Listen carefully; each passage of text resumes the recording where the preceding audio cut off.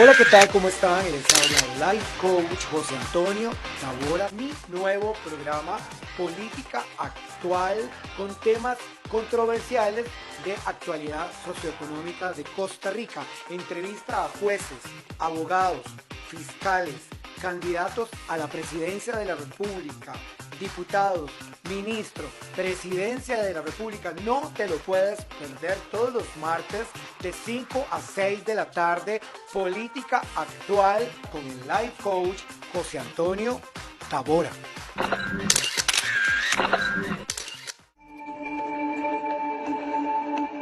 Hola, ¿qué tal? ¿Cómo están? Les habla el Life Coach José Antonio Tabora desde las instalaciones del Hotel Aurora Deltas Marriott, bajo el patrocinio de este hotel y de la agencia de publicidad Sotnum. Hoy con mi programa Política Actual con mi invitado de lujo, don Fernando Zamora, del partido Nueva Generación, una nueva generación que hoy estamos impactados, ¿verdad? Porque queremos ver cuáles son las propuestas que trae don Fernando Zamora para esta nueva presidencia de la República. Hemos estado entrevistando a los candidatos a la presidencia de la República y hoy no es la excepción, pero le damos la más cordial bienvenida también a mi productora. Ella es Elena Calderón, que hoy nos acompaña en el programa. ¿Cómo estás, Elena? Todo bien, gracias a Dios. Qué dicha que estamos juntos hoy y vamos a celebrar esto que se llama democracia, ¿verdad?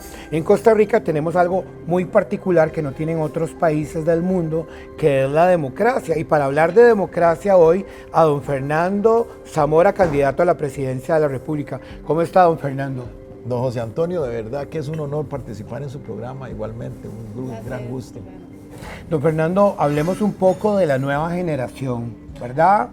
El Partido Nueva Generación es un partido con una gran solidez ética, es un partido que ya es la sexta ocasión en la que participa, ha participado en 3 elecciones presidenciales, con Sergio Mena de candidato a presidente y ha participado, en 3 elecciones municipales, en donde en el caso de las elecciones municipales lo ha hecho con buen suceso, tiene varias alcaldías, actualmente 4, Turrialba, Escazú, Alajuelita y La Cruz de Guanacaste son parte de las alcaldías que son del Partido Nueva Generación, aunque no lo ha tenido con la misma buen suceso la presidencia ni las diputaciones, nunca ha sacado diputados. Pero es un partido muy coherente en su manejo ético y financiero, sobre todo en 6 campañas, como les repito, las ha manejado con total rectitud y honestidad, no ha sido un partido de escándalos ni mucho menos. Y bueno, es un partido novedoso con además un plan país que fue el primero que se presentó de todos y antes de que anunciara una presidencia de la República, como debe ser. Es inconcebible que, por ejemplo, haya partidos como otros partidos tradicionales que 30 días después, óigame lo que le voy a decir, 30 días después de iniciada la campaña electoral, vinieron a presentar un plan de gobierno cuando ya teníamos, repito, 30 días de iniciado. Es más, aún es inconcebible, José Antonio, es inconcebible que usted presente una candidatura sin presentar antes un plan país. ¿Por qué? Porque de lo contrario entonces es el poder por el poder. O sea, vamos a ver, yo aspiro a la presidencia de la República en función de un plan de gobierno, de un programa serio, profuso, que he presentado. No se me ocurriría presentar la candidatura ajeno de programa, como ha hecho casos como la candidata, por ejemplo, del PAC, o los candidatos de Liberación o de la Unidad, que 30 días después no habían presentado su plan de gobierno de iniciada la campaña, o que incluso participaron en convenciones, en eventos internos partidarios y no tenían plan de gobierno. Eso refleja en gran medida la decadencia de los partidos tradicionales. También sucedió con la oficialista, la del partido de gobierno, que presentó el plan país después de que había sido electa candidata y después de un montón de días de iniciada la campaña electoral, lo cual refleja una inconsistencia. Porque no puede ser que usted ponga primero, como lo he venido yo diciendo, no puede ser que usted ponga primero la carreta y atrás los bueyes. Se ponen primero los bueyes y atrás la carreta. Aquí es primero el plan, o sea, primero para qué quiero ser presidente y después la aspiración. Pero parece que eso es parte del reflejo de la decadencia política que vive Costa Rica. El partido Nueva Generación, conozco a don Sergio Menes, ya lo he entrevistado en su campaña hace 4 años que se lanzó a la presidencia de la República. Me llama poderosamente la atención que él apuesta por la gente joven, ¿verdad? Que eso es muy importante y estamos hablando de esta nueva generación. Hablemos un poco sobre los nuevos políticos, ¿verdad? Que está ofreciendo Costa Rica una gama de gente vanguardista, contemporánea, que tienen ideas nuevas, ¿verdad? Pero no con el valor, ¿verdad?, que debería recibir el pueblo costarricense, porque a mucha gente le da miedo, ¿verdad? Dicen, no tiene experiencia, es demasiado joven, pero así es como se forma una carrera política.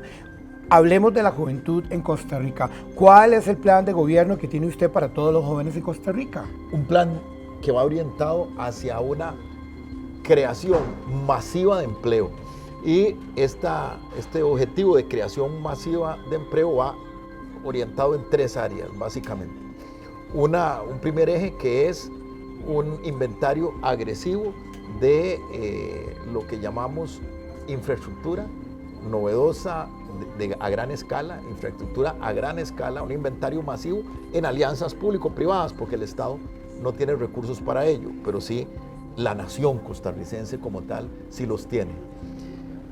Un segundo eje que es a través de lo que hemos llamado la revolución energética para abaratar costos de energía, hacer abundante la energía y además con ello facilitar un ingreso mayor aún de empresas como las de las zonas francas que se instalan, o las industrias se instalan o se deciden instalar cuando encuentran un precio de la energía accesible. Costa Rica ha venido siendo poco competitiva precisamente porque el costo de la energía ha venido subiendo de forma importante. Entonces vamos con un segundo eje que implica varios aspectos que tal vez más adelante podemos profundizar, y el tercer eje para la juventud es lo que llamamos nosotros la revocatoria del modelo o la clausura del modelo de importaciones masivas y la inauguración del modelo productor, del modelo agroindustrial productor. Don Fernando, ¿cuál es su carrera de profesión? Yo tengo una trayectoria de vida como abogado constitucionalista. He sido funcionario público, he tenido posiciones de jerarquía política, tengo experiencia en la función pública, pero mi mejor conocimiento del Estado ha sido a través de una carrera liberal de más de 30 años como abogado constitucionalista, lo que me ha permitido, José Antonio, conocer muy a profundidad el Estado costarricense. Hay 2 formas en que un abogado especialista en derecho público o constitucional, hay 2 formas que tiene para tener un amplio conocimiento de la cosa pública, como llamarían los griegos de la antigüedad. Por una parte, a través de, un paso en la función pública, pero la mejor forma además también es si has tenido la oportunidad, como en mi caso, de combatir con el Estado desde la perspectiva de mi labor como abogado del derecho público y constitucional. Eso me ha permitido conocer a profundidad el Estado costarricense y, de alguna forma, tener un conocimiento general para enfrentar los problemas del país. Cuando estamos hablando de enfrentar a los problemas del país, vemos una distorsión que ha venido viviendo el Poder Judicial, que ha venido viviendo el organismo de investigación judicial, ahorita que está siendo investigado el director del organismo de investigación judicial por un supuesto abuso sexual, ¿verdad? El Poder Judicial con el asunto de don Celso Gamboa, ¿verdad?, ex magistrado de la República, y también con el fiscal general de la República, que fue cuestionado por aparecer en una cédula jurídica donde habían otras personas también acusadas por narcotráfico. ¿Qué es lo que está pasando en Costa Rica? ¿Falta investigación? ¿Falta conocimiento? ¿Hay negligencia? ¿Qué piensa usted como abogado que es institucionalista y como candidato a la presidencia de la República? Bueno, mire, con el Poder Judicial nuestra tesis es básicamente cambios a profundidad que no solo tienen que ver con el tema del Poder Judicial como tal, o sea, de la estructura del Poder Judicial, sino también con el procedimiento penal, porque en esa materia lo que a la ciudadanía más le preocupa es el tema de la seguridad, y muchos se quejan, muchos de las quejas de la ciudadanía es que nada gana el policía o la fuerza pública en detener, con el hecho de detener a la delincuencia, sí, cuando entran al Poder Judicial, a la cárcel, perdón, van a estar muy poco tiempo porque los jueces inmediatamente van a liberar sobre todo a delincuentes de alta peligrosidad. Entonces, por un lado vamos con cambios en esa materia de, como les indiqué, Poder Judicial. ¿Cuáles cambios? Bueno, un cambio en el procedimiento penal. Estamos con la tesis de que en delitos que sean de alta peligrosidad, como por ejemplo lo que tiene que ver con alto narcotráfico, sicariato, que es el sicariato es un asesino serial. El sicario es un asesino serial, y peor aún, un asesino serial a paga, o sea, por dinero, ¿verdad? Bueno, obviamente los asesinos seriales por psicopatía también entran en esa categoría de asesinos seriales en caso de que volviera aquí a existir, como lo existió hace algunos años, un psicópata, y en casos de femicidio también, que son delitos de mucha gravedad. La propuesta es que no se pueda aplicar a medidas alternativas que no sean la prisión preventiva. Con Fernando Zamora eso será una realidad para su seguridad. Vamos además con un cambio en el Ministerio Público. Vamos a independizar al Ministerio Público del Poder Judicial por muchas razones, y le voy a dar simplemente a la ciudadanía un ejemplo. Hace algún tiempo usted recordará que un ex magistrado que hoy está tramitado por extradición, recordará que fue procesado por pedir un expediente a los fiscales y tratar de intervenir en esos expedientes. ¿Por qué lo hizo? Si es que lo hizo, porque entiendo que eso está todavía en investigación o exacto, en definición. Pero en el caso que lo hubiera hecho o lo intentara, ¿por qué lo logró? Porque eran sus subalternos. Si el Poder Judicial, si el Ministerio Público es una entidad independiente al Poder Judicial, él no hubiese podido bajar de los pisos superiores a donde estaban los fiscales y exigirles esa información. Entonces, es una necesidad separar al Ministerio Público por esa y otras razones. Vamos también, bueno, aparte de la separación del Ministerio Público, una reforma a la elección de los magistrados. Hay que reformar el mecanismo en que se eligen y reeligen los magistrados. No puede ser posible que los magistrados estén 10 años nada más de magistrados y ya con eso puedan ser magistrados. Estamos hablando que si un muchacho se graduó de 21 o 22 años, y a los 32 años, como ya sucedió en el pasado, a los 32 años prácticamente pueden ser magistrados con todavía mucha, o sea, para un cargo de esa naturaleza, con poca experiencia profesional y de vida, y eso no es conveniente, y además quedarse eternamente en el cargo. Entonces vamos con un cambio en el sentido de que necesiten más experiencia para ser magistrados por una parte, y por otra parte que no puedan quedarse eternamente en el cargo. Vamos con esa reforma que le va a garantizar a usted, ciudadano, una mayor un mejor combate a la criminalidad, y también vamos con otros cambios en la Procuraduría, bueno, y otros cambios menores. Sí. Y vamos también con una serie de cambios en materia de seguridad desde el punto de vista del Poder Ejecutivo. Pero digamos que lo que a usted le preocupaba en la pregunta, que tiene que ver con la institucionalidad para el combate del crimen, por ahí van los cambios que estamos proponiendo en nuestro plan país. Vamos a hacer el primer corte y cuando regresemos vamos a preguntarle a don Fernando Zamora ¿Qué pasa con tantas huelgas de los sindicatos en Costa Rica? Ya regresamos con el Life Coach y el programa Política Actual.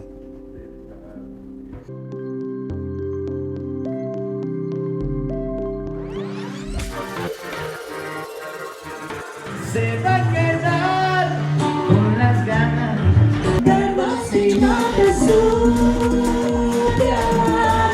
De mañana si estaremos juntos, altanera, preciosa y orgullosa. Viene la tristeza larga.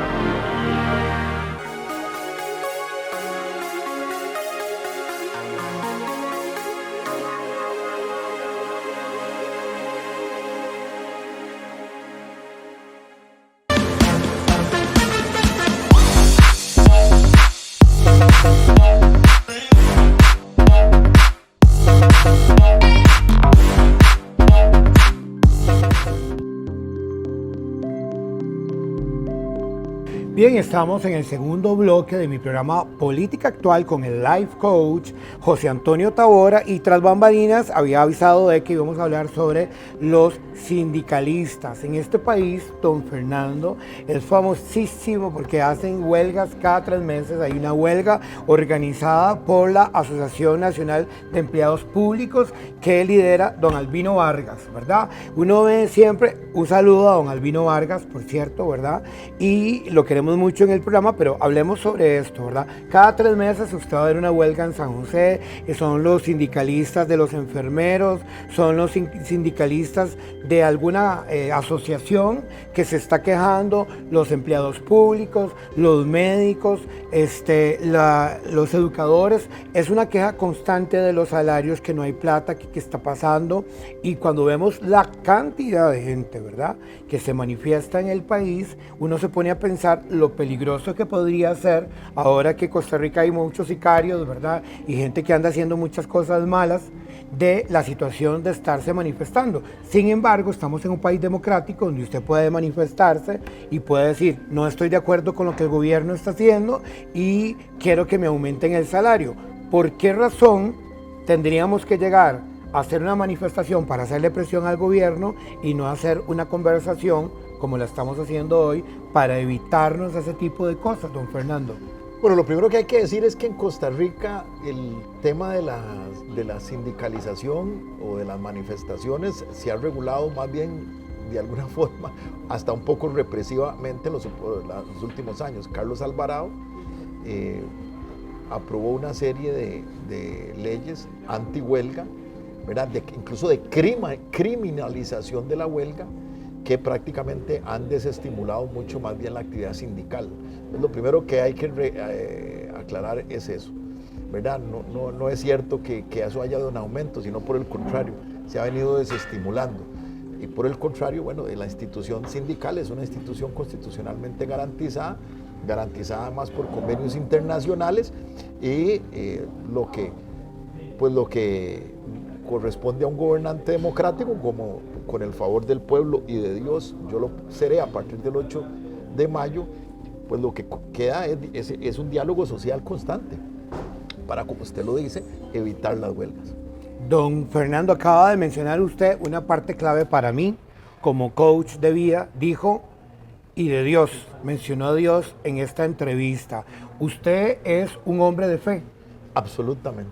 ¿Cómo es su relación con Dios? Lo que pasa, le voy a decir una cosa, soy absolutamente un hombre de fe, pero entiendo que la fe, y se lo digo con los ojos al costarricense, la fe no es para manipular electoralmente a la gente, como han tratado de hacerlo el oficialismo y otros partidos del país, se han venido a reunirse con pastores, a reunir a pastores, a tratar de hacer misas, como sucedió con la candidata oficialista, para utilizar esas misas con motivos electorales. Eso es abominable, y lo que refleja es que hay una fe falsa, una fe hipócrita, ¿verdad? Entonces no creemos en aquellos partidos que se han dedicado históricamente a manipular a la gente por su fe, ni tampoco creemos o rechazamos totalmente los intentos de manipular a través de misas, como lo hizo Laura Fernández,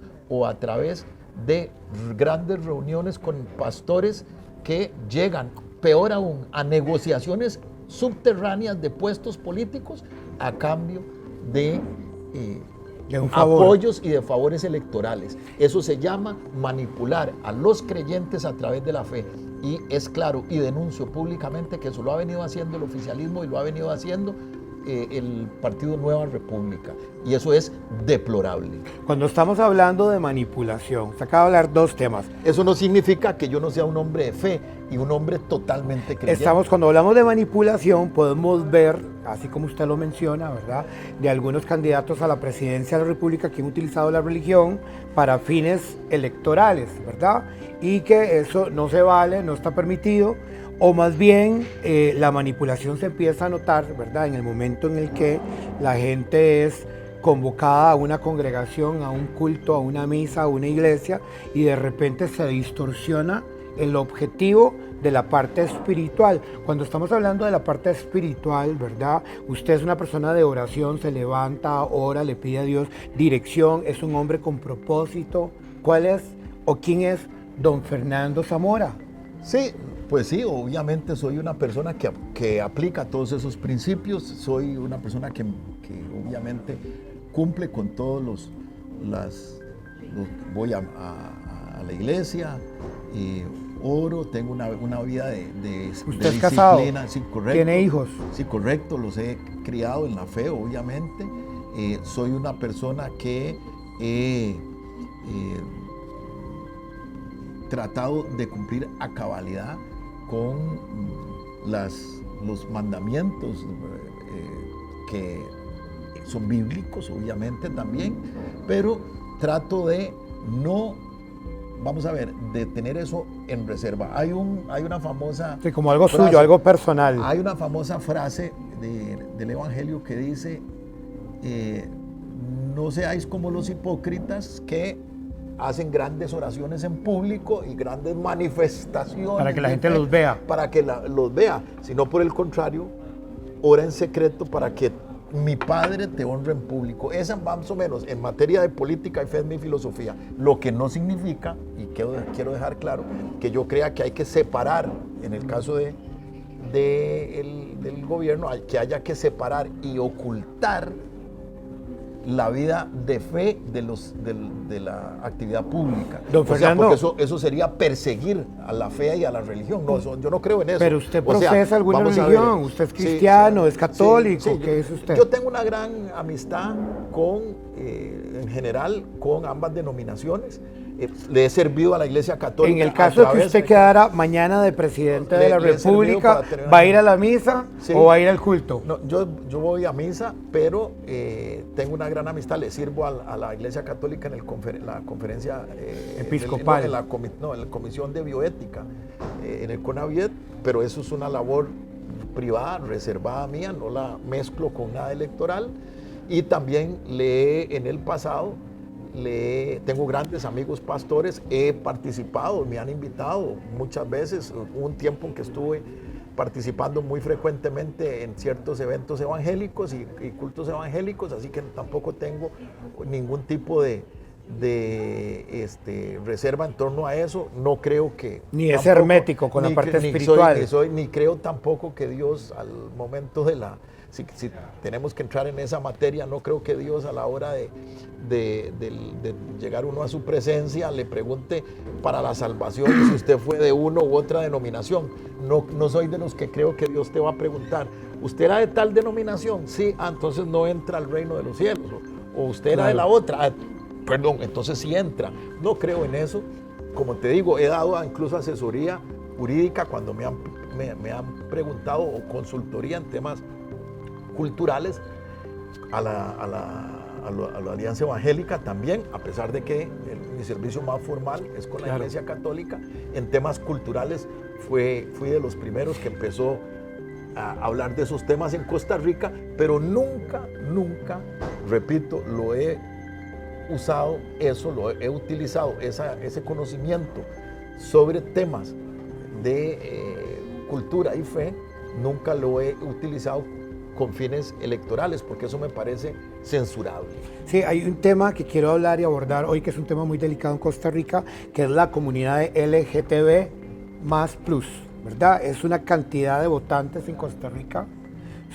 Hay una semana que le llaman el Pride, que es la semana de la comunidad LGTB, que son cualquier cantidad de votantes, y han hecho ahora una participación. Ese tema a mí me han preguntado. Una participación, de los matrimonios igualitarios, ¿verdad? Que es algo que ya se da en Costa Rica. Vimos que en la campaña, cuando ganó don Carlos Alvarado, inmediatamente pusieron la bandera de la comunidad LGTB afuera de la casa presidencial, y yo quisiera que aborde ese tema, porque la gente está interesada en escuchar qué piensa usted de esto. Ese es un tema que ya me han preguntado en el pasado, y he sido claro que vamos a ver, ese es un tema que en Costa Rica ya está superado. O sea, no existe un más allá en esa materia, no existe un más allá de lo que ya existe, que es el matrimonio, en este caso el matrimonio entre personas del mismo sexo. Ya no existe, ya eso es una situación que está jurídicamente consolidada, y es un tema que no es electoral, así que al respecto no tengo mayor cosa que decir, porque ya no hay nada que decir. ¿Tiene gente usted de la comunidad LGTB en su partido? Eso no es... Lo apoyan, están apoyándolo en este momento.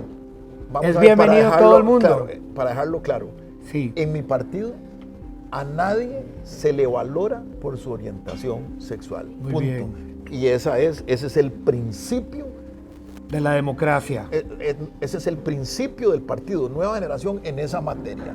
A nadie se le valora ni se le discrimina menos en función de su orientación sexual. O sea, eso es algo ajeno a eso. Y también, don José Antonio, nos parece censurable lo que han venido haciendo, insisto en eso, partidos políticos que han utilizado, en el caso del PAC y en el caso de también Nueva República, o antiguamente con otro nombre, que han utilizado ese tema como arma electoral. Y eso divide a la sociedad y le hace daño a la agenda política, porque entonces, como pasó, y que lo quieren volver a hacer, ahí está Claudia Dobles otra vez haciendo intentos de manipular en ese tema, y Fabricio de manipular y volver a ver cómo polarizan y suben en función de ese tipo de temas, no solo ese, sino ese tipo de temas, y eso lo que hace es distraernos de temas en los que sí deberíamos estar involucrados, porque como les repito, ese es un tema que está superado. Muy bien, don Fernando, hablemos, hay un tema muy importante que es las costas de nuestro país, del trabajo de los pescadores, ¿verdad?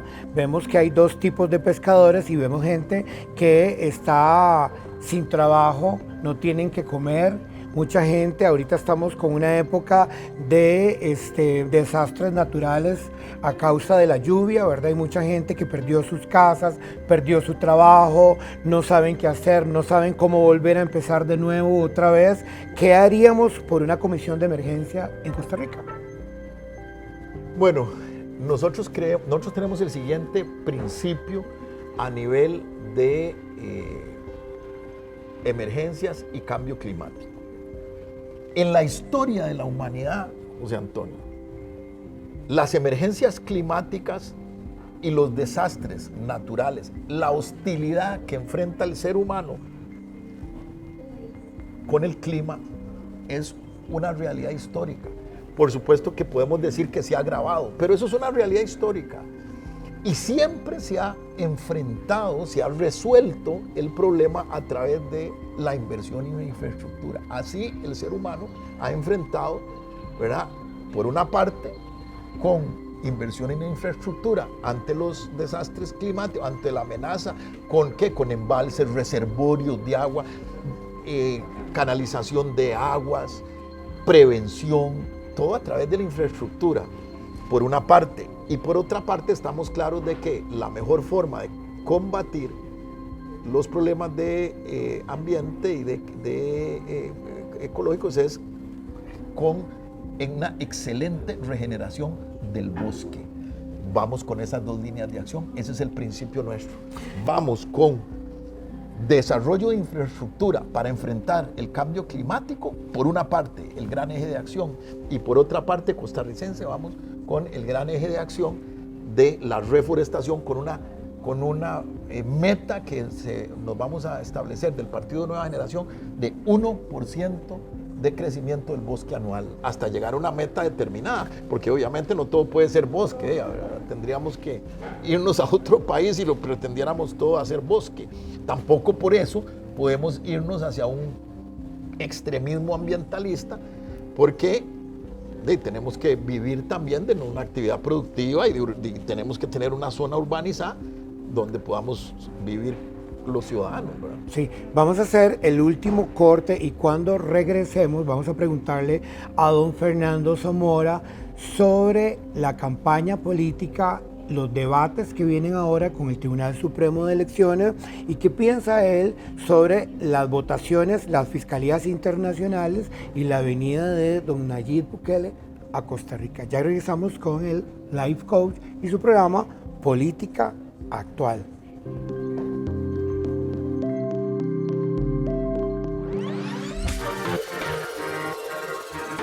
Se va a quedar con las ganas de vacío de su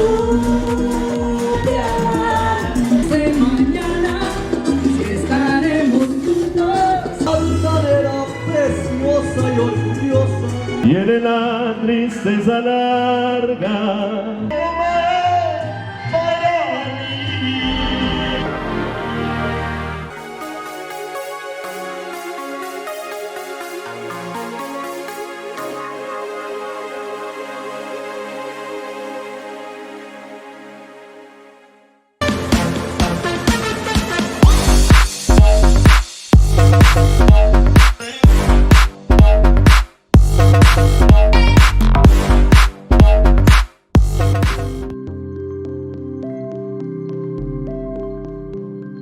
Bien, estamos en el tercer bloque de mi programa Política Actual con el Life Coach José Antonio Tavora bajo el patrocinio de la agencia de publicidad Somnum y el Hotel Aurora Deltas Marriott.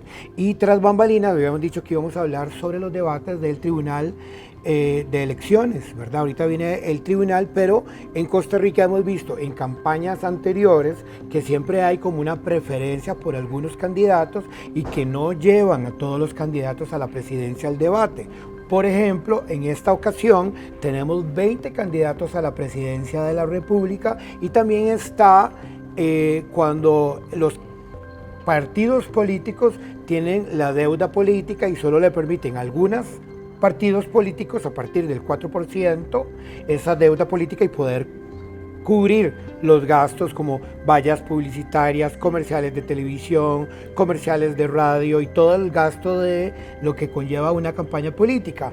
Don Fernando, ¿cómo está haciendo usted para financiar su campaña electoral?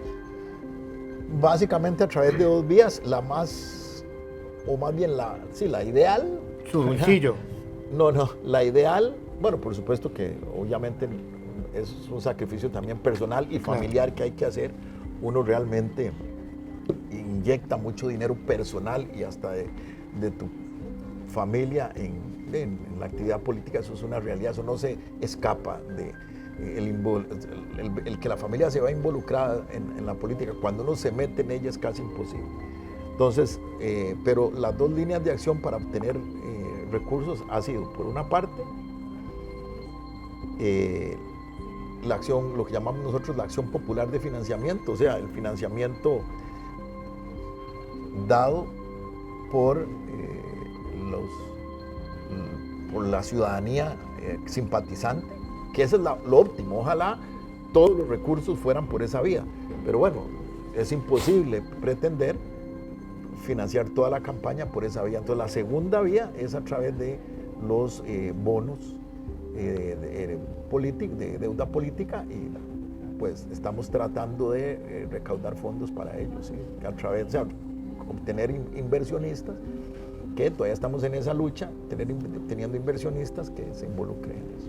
Sí, cuando estamos hablando de debates electorales de los medios de comunicación que hacen sus debates presenciales, como por ejemplo el Tribunal Supremo de Elecciones, Canal 13, Repretel, Canal 7, ¿verdad? Que son los medios de comunicación, me imagino que OPA ahora también lo hará, ¿verdad? Que son los medios de comunicación, al haber 20 candidatos a la presidencia, tendrían que hacer 4 debates o 2 debates con 10 candidatos cada uno para poderlo tomar en cuenta en cada uno de esos debates. Tengo entendido que usted ya fue candidato a la presidencia de la República hace 4 años también. No, es la primera vez que yo me involucro en la presidencia de la República. Ok, es primera vez que usted es candidato a la presidencia de la República. Correcto. Por el Partido Nueva Generación. Sí, por cualquier partido es la primera vez. Antes usted estuvo en el Partido Liberación Nacional. Fui secretario general de Liberación, 4 años, sí. Dirigí el partido por esos 4 años, pero hace ya varios años me fui para nunca más volver de ese partido. Serias diferencias éticas, es un partido que se corrompió. Hoy, de hecho, el ejemplo es de lo que han hecho con una candidatura inventada desde afuera, porque es el hijo del socio de Oscar Arias. Eso yo lo he venido... Don Álvaro Ramos. Sí, el hijo del socio de Oscar Arias. Ya eso es el colmo a lo que llegó en Liberación Nacional. Eso no lo dije yo, lo sacó el Repretel en su momento, lo denunció, esa realidad. Bueno, eso es un reflejo de la decadencia a la que llegó Liberación Nacional. Sí, quiero enviar un saludo muy cordial. Ahora me preguntabas de dónde venía yo y le diría que de Extra TV 42, ¿verdad? Un saludo muy especial a todos los medios de comunicación que le han dado seguimiento a mi programa de política actual. Estamos hablando de el periódico La Voz, el canal Cristo Visión, el canal Visión América, Radio América HD, Radio Costa Rica, y también el último canal en el que he estado es Meganet Televisión. Hoy con mi programa Política Actual, un agradecimiento muy especial a mis patrocinadores, el Hotel Aurolas Deltas Marriott y la agencia de publicidad Somnum, ¿verdad? Hoy, cuando estamos hablando de estos debates electorales, ¿verdad? Y de repente vemos como preguntas muy maquetas, ¿verdad? Que uno dice, siempre preguntan lo mismo, entonces uno ya sabe lo que va a responder Liberación, uno ya sabe lo que va a responder la Unidad, uno dice, fijo, van a decir tal cosa, ¿verdad? Y entonces vemos como preguntas que están completamente en maqueta, ¿verdad? Que no son como del alma, no hay pasión a la hora de responder. ¿Cuál es la propuesta nueva que trae un candidato como usted, con esa amplia experiencia, que además fue secretario del Partido Liberación Nacional, que tiene experiencia, que ha visto otros candidatos y que no trae más de lo mismo?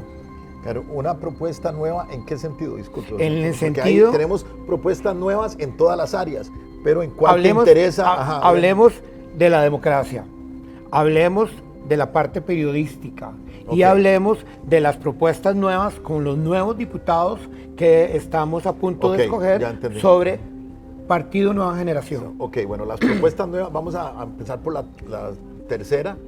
Nosotros estamos proponiendo una lista de excelencia de candidatos a diputados, no lo que está pasando en otros partidos, en donde, como decían socarronamente, parece más una lista de imputados que de diputados, ¿verdad? Imputados hace referencia, para que explicarme mejor ante el público, las personas que tienen denuncias penales, así se les llama a los imputados, así se llaman las personas con denuncias penales, imputados. Parece una lista de imputados y no de diputados. Nosotros vamos con Sergio Mena en el primer lugar por San José, ex candidato presidencial y fundador del partido, abogado, experto en derecho. ¿Él es el candidato a la vicepresidencia? No, al primer lugar por San José. Ah, diputado. Por la vicepresidencia llevamos a Lisbeth Quesada Tristán, la ex defensora de los habitantes, y llevamos a la doctora Yeudi Araya, que es costera, es una empresaria y experta, o sea, doctora en ciencias de salud, y es además empresaria en las costas. Ella vive en el centro de Punta Arenas, Yeudi Araya, y bueno, doña Lisbeth es una reconocida médico que fue defensor de los habitantes y experta en cuidados paliativos. En San José vamos con Sergio Mena, que es un máster en Derecho Internacional por la Sorbona, un hombre muy capacitado. En Alajuela vamos con el experto en seguridad y empresario Osvaldo Alpizar, quien además es exdirector de la Fuerza Pública, un experto en seguridad. Vamos en en Cartago, provincia 3, con la vicealcaldesa de Turrialba, Ivette Cerdas, ingeniera química y una mujer de una extensa trayectoria, además una de las mejores municipalidades mejor calificadas por la Contraloría, y ella una de las mejores funcionarias de esa municipalidad, una candidata de lujo. Vamos en en Heredia con Anabel Castillo, quien es un máster en finanzas de la Universidad de Nueva York y además es docente de la UNED como miembro del Consejo Universitario, o sea, una alta académica y además una profesional en finanzas experta. Vamos en lo que es Guanacaste, de la provincia 5, con el alcalde de La Cruz, ¿verdad? Uno de los alcaldes mejor calificados según la Contraloría. En Punta Arenas vamos con la empresaria Katia Cano y regidora municipal, una mujer con una muy buena experiencia en conocimiento político y también empresarial, y que va acompañada además, como le indiqué, por la vicepresidenta, que es también de la zona de Punta Arenas. Y en la provincia 7, Limón, vamos con el empresario y ingeniero agrónomo y administrador de empresas, es empresario Ronald Hidalgo, que es un excelente líder también de Guapiles, y vamos con Cinia Rose en la segunda posición, que es de Limón y es una importante líder, además afrocostarricense, y que tiene una importante trayectoria comunal. Entonces vamos con un equipo de lujo. Así le contesto la tercera de las preguntas. La primera pregunta, bueno, vamos con unas reformas o con propuestas de reformas constitucionales, la independencia del Tribunal Constitucional, del Poder Judicial, eso sería un gran cambio. Vamos con una reforma en caso de que, o en caso no, convencido de que el pueblo y Dios nos dará su favor para ser presidente de la República, porque como decíamos ahora extra cámaras, confesamos lo que será. Confesamos lo que será. Vamos con un cambio en la forma de elección de los diputados, para que los diputados no se sigan eligiendo anónimamente por listas que nadie conoce, sino que sea por distritos electorales, y que uno vote por un partido, pero también por un nombre conocido por la ciudadanía, ¿verdad? Vamos con ese cambio también, y vamos además también con otras reformas, como la regionalización y la detención de este proceso de microfragmentación que hemos caído, en donde Costa Rica ya va para 90 municipalidades. Eso es una barbaridad. 90 municipalidades, José Antonio, en un país de un poquito más de 5 millones de habitantes y poco más de 50,000 kilómetros cuadrados. Eso es una barbaridad. Eso es una barbaridad. Nosotros tenemos que ir a la regionalización, trabajar con federaciones de municipalidades. ¿Con qué objetivo? Con el objetivo de poder delegar cada vez más potestades y funciones del poder central hacia el poder cercano a la comunidad. Pero eso no se puede hacer con 84, 85 alcaldías, eso solo regionalizando. Vamos con ese tipo de cambios a nivel institucional. Y la segunda, esa era en cuanto a los cambios. La segunda pregunta, no la recuerdo. La parte periodística. Bueno, la línea nuestra es de garantía.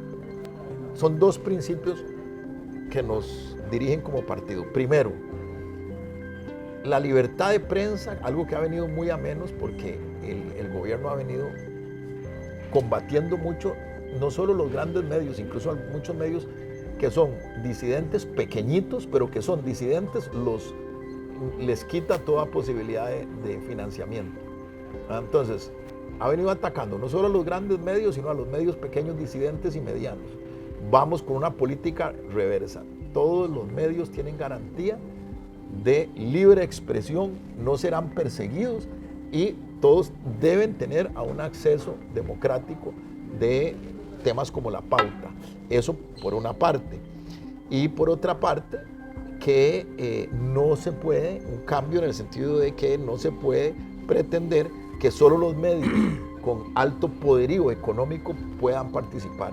Creemos de que, si bien es cierto, hay que elevar los cánones de cobro a los medios, la verdad es que la forma en que usted castiga, si quiere utilizarse la expresión de esa forma, o el mecanismo que usted cobra la riqueza de los medios es a través de los tributos de impuesto de venta, de impuesto de renta. Así usted castiga a los medios ricos.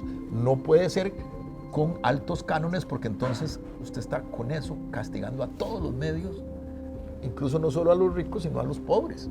Entonces, hay que elevar los costos de los cánones. No es posible que se cobren 50,000 colones al año por tener un medio de comunicación, pero tampoco elevar como el gobierno los está elevando, porque eso termina oligarquizando, o sea, dejando en muy pocas manos muy poderosas los medios de comunicación, con licitaciones o subastas de concesiones de $1.600.000, ¿verdad? ¿Qué estás logrando con eso?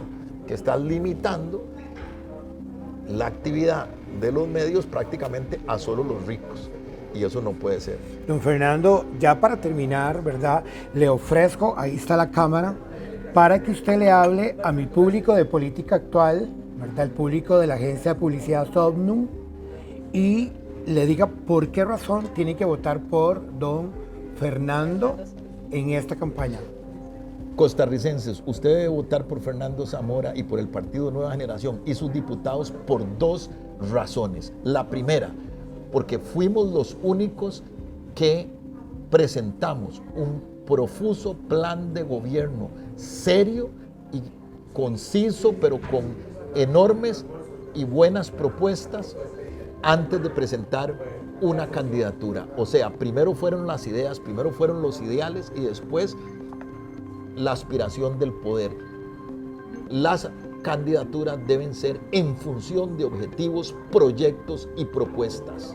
Y eso solo lo ha ofrecido desde un inicio el Partido Nueva Generación. Pero además hay una segunda razón contundente, costarricense. Usted debe tener en la presidencia de la República y en las diputaciones líderes independientes que no tengan ni amo ni tengan propietario. Los grandes partidos tradicionales y el partido, por supuesto, de gobierno, tiene candidatos que están en función y en razón de intereses de sus dueños. Y eso no sucede en Nueva Generación. Somos líderes con criterio independiente, con firmeza de carácter, que son lo esencial en un presidente y en un líder de la República. Muchísimas gracias a mi productora y directora Elena Calderón por estar presente Gracias, en esta Elena. entrevista. Igualmente, un honor ha sido, Elena. A la agencia de publicidad Somnum y al Hotel Aurora Deltas Marriott por esta presencia en mi programa Política Actual. Habló para ustedes el life coach José Antonio Tavora.